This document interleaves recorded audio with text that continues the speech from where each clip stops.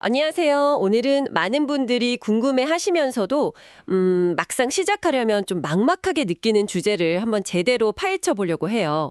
바로 만 65세 이상 해외 동포가 한국의 복수 국적, 그러니까 우리가 흔히 말하는 이중 국적을 취득하는 방법에 대한 이야기인데요. 특히 미국이나 캐나다 시민권자처럼 해외에 오래 사시면서 다시 한국과의 그 법적인 연결고리를 만들고 싶어 하는 분들께는 정말 현실적인 정보가 될 거예요. 저희가 오늘 분석해볼 자료는 태산 비자 행정사 사무소라는 전문 기관에서 만든 가장 빠른 한국 이중국적 취득 전략이라는 안내서예요. 그러니까 뭐랄까 이 분야 전문가들이 이렇게 하면 가장 효율적이다라고 정리해 놓은 일종의 공략집인 셈이죠. 네, 맞아요. 오늘 저희의 목표는 단순히 이 안내서의 내용을 그냥 요약하는 데 그치지는 않을 거고요. 이 자료를 통해서 복수국적 취득 과정의 진짜 핵심이 뭔지, 그리고 이분들이 말하는 가장 빠른 방법이라는 게 도대체 어떤 의미인지 그 속뜻을 한번 들여다보는 거죠. 그냥 복잡한 법적 절차 이면에 있는 실제 신청자가 마주하게 될 현실적인 문제들, 이걸 중심으로 이야기를 풀어가 보겠습니다. 좋습니다. 그럼 바로 본론으로 들어가 볼까요? 아마 가장 먼저 드는 질문은 이걸 거예요. 그래서 한국에 얼마나 오래 들어가 있어야 하나요? 해외의 직장이나 가족, 사업체까지 생활 기반이 다 있는 분들께는 이게 제일 큰 문제잖아요. 정확해요. 해외에서의 삶을 전부 정리하고 무기한으로 한국에 들어와 있을 수는 없으니까요. 이 체류기간 문제가 사실상 가장 큰 걸림돌이죠. 이 안내서에서도 바로 그 점부터 설명하는데요. 결론부터 딱 말씀드리면 한 번에 길게 머무는 게 아니라 두 번에 걸쳐서 한국 체류를 계획해야 합니다. 아, 한 번에 쭉 머무르면서 끝내는 게 아니군요. 두 번에 나눠서 들어와야 한다고요? 네. 첫 번째 방문은 신청을 위한 거예요.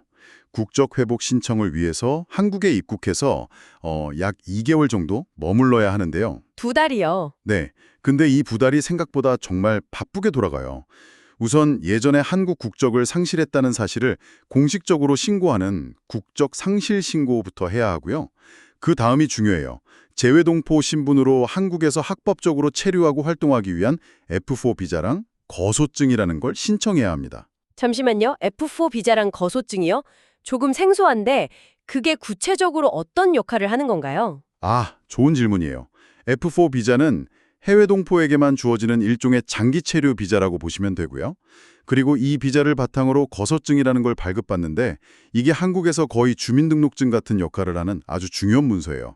은행 계좌를 만들거나 휴대폰을 개통하거나 병원을 이용할 때 본인 확인용으로 쓰이는 거죠. 와, 사실상 한국 생활의 기반을 만드는 과정이라고 할 수 있어요. 이 모든 준비가 끝나야 비로소 본 목적인 국적 회복 신청서를 출입국 사무소에 정식으로 접수할 수 있습니다. 와, 그러니까 첫 두 달은 단순히 신청서 하나 내는 게 아니라 한국에서 지낼 기반을 다 닦아놓는 그런 시간이네요? 그럼 이 모든 걸 마치고 나면 일단 다시 해외로 돌아가도 되는 건가요? 맞아요. 바로 그게 두 번째 단계로 이어지는 지점이에요. 신청을 마치면 출국하셔도 괜찮아요.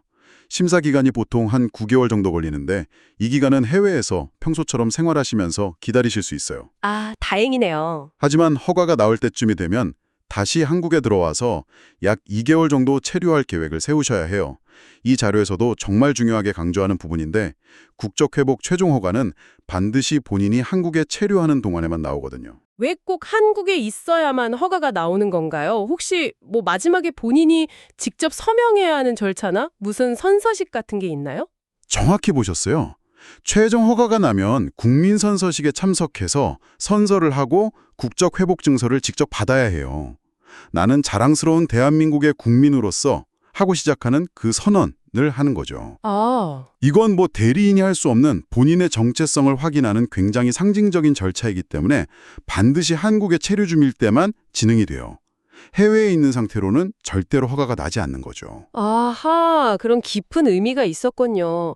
그럼 정리해보면 신청할 때 두 달, 9개월쯤 뒤에 허가받고 선서식 할 때 또 두 달, 총 4달 정도 한국에 머물러야 하지만 중간에 긴 공백이 있다는 게 핵심이네요. 이거 계획을 미리 세우지 않으면 정말 낭패를 볼 수 있겠어요.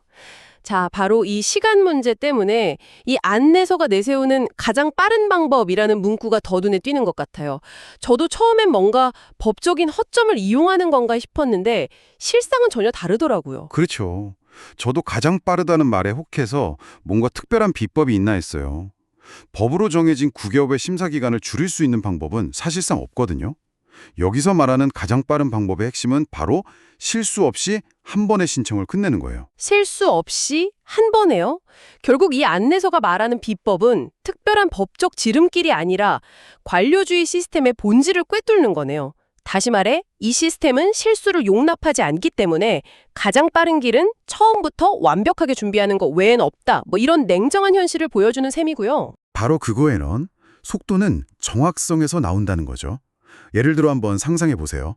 미국에서 모든 서류를 꼼꼼히 챙겨왔다고 생각했는데 출입국 사무소 직원이 이 서류는 캘리포니아 주정부의 아포스티유 인증이 없어서 무효입니다.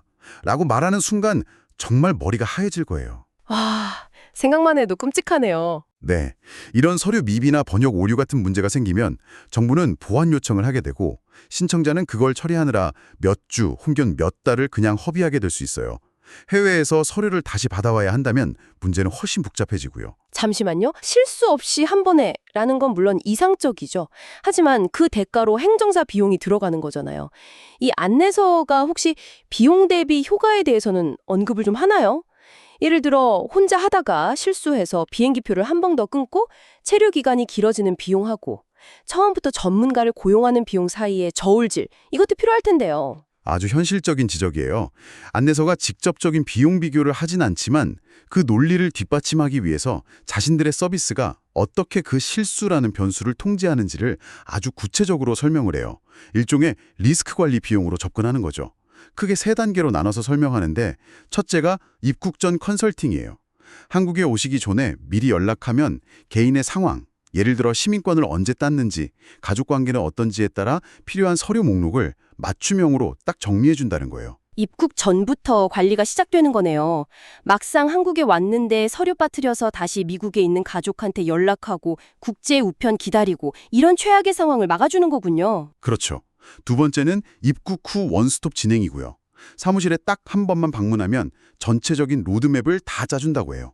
그리고 여기서 정말 인상적인 부분이 현장 동행 서비스예요. 현장 동행이라면 말 그대로 관공서에 같이 가준다는 뜻인가요? 네, 기본 증명서 같은 서류를 떼러 주민센터에 갈 때나 가장 긴장되는 순간인 출입국 사무소 방문 때 행정사가 직접 동행해서 안내해준다는 거예요. 솔직히 저라도 수십 년 만에 한국에 돌아와서 주민센터에 가라고 하면 어디로 가야 할지, 어떤 서류를 달라고 해야 할지 막막할 것 같거든요. 정말 그렇겠네요. 이건 단순한 서류 대행을 넘어서 심미적인 안정감까지 주는 서비스인 셈이죠. 그리고 마지막 3번째는 사후 책임 관리고요. 서류 접수 후에 혹시라도 정부의 추가 보완 요청이 오면 추가 비용 없이 끝까지 책임지고 처리해준다고 명시하고 있어요. 입국 전 서류 안내부터 관공서 동행, 문제 발생 시 사후 관리까지 이 모든 장치가 결국 실수할 확률을 거의 0에 가깝게 만들어서 시간을 절약하고 그게 곧 가장 빠른 길이라는 주장의 근거가 되는 거군요. 전체적인 그림이 아주 명확하게 그려지네요. 맞아요. 그런데 이렇게 절차 얘기를 하다 보면 한 가지 좀 근본적인 질문이 생겨요. 이 모든 번거로움과 비용을 감수하면서까지 사람들이 왜 이중국적을 취득하려고 할까요? 특히 9개월이라는 긴 시간 동안 해외에서 결과를 기다리면서 많은 분들이 이런 고민을 하실 것 같아요. 그러게요. 내가 이걸 왜 하려고 했지? 하는 생각부터 이중국적을 갖게 되면 미국에서의 연금이나 한국의 건강보험은 어떻게 되는 거지? 같은 아주 현실적인 문제들까지요. 이 안내서에 혹시 그런 내용도 언급이 되어 있나요? 아쉽게도 이제 안내서는 어떻게 취득하는가라는 방법에만 딱 집중하고 있어서 취득한 후의 삶에 대해서는 다루지 않아요. 하지만 그 부분이 사실상 이 모든 여정의 진짜 목적이잖아요. 많은 분들이 한국의 우수한 건강보험 혜택을 노년기에 누리고 싶어 하시고 또 어떤 분들은 재산 문제나 상속 때문에 혹은 그냥 정서적으로 고국과의 끈을 다시 잇고 싶어서 신청하시기도 하죠. 맞아요. 결국 국적 회복은 법적인 절차이기도 하지만 한 사람의 인생 후반기를 어떻게 보낼 것인가에 대한 아주 중요한 결정이네요. 단순히 서류 몇 장 내는 문제가 아니라 내 노년의 삶의 질, 의료 접근성, 심지어는 내가 어디에 묻힐 것인가 하는 문제까지 연결될 수 있는 거고요. 그렇죠. 그래서 이 9개월의 대기 시간은 어쩌면 국적 회복 이후의 삶을 구체적으로 설계하는 굉장히 중요한 시간이 될 수도 있어요. 한국에서의 세금 문제는 어떻게 되는지, 부동산 취득에는 제한이 없는지, 양국의 사회보장제도를 어떻게 현명하게 활용할지 등을 미리 알아보는 거죠. 목적지에 도착한 후에 그곳에서 어떻게 살아갈 것인지를 고민하는 것, 그게 이 절차에 숨겨진 다음 단계가 아닐까 싶어요. 오늘 태산 비자 행정사 사무소의 안내서를 바탕으로 만 65세 이상 해외 동포의 한국 복수국적 취득 과정을 깊이 있게 들여다봤네요. 정리하자면 신청과 허가를 위해 총 2번, 각각 약 2개월 정도의 한국 체류가 필요하고, 이 과정에서 가장 빠른 길은 법적인 지름길이 아니라 실수를 없애는 완벽한 준비에 있다는 게 오늘 이야기의 핵심이었어요. 네. 그리고 더 나아가서 이 제도가 단순히 국적 서류를 하나 더 갖게 되는 것 이상의 의미를 지닌다는 점도 짚어봤죠. 수십 년간 해외에서 살아온 동포들이 자신의 뿌리인 고국과 다시 법적인 가족이 되는 과정인 동시에 인생의 후반부를 어떻게 꾸려나갈지에 대한 중대한 계획이기도 하니까요. 오늘 이야기가 이 과정을 준비하는 분들께 실질적인 도움이 되었으면 좋겠네요. 정말 감사합니다. 여기서 마지막으로 한 가지 생각해볼 질문을 던져드리고 싶어요. 오늘 저희는 해외에 사는 동포가 한국 국적을 회복하는 과정에 초점을 맞췄잖아요. 네, 그랬죠. 그렇다면 이 법의 존재 자체가 현재의 한국 사회에 대해 무엇을 말해주고 있을까요?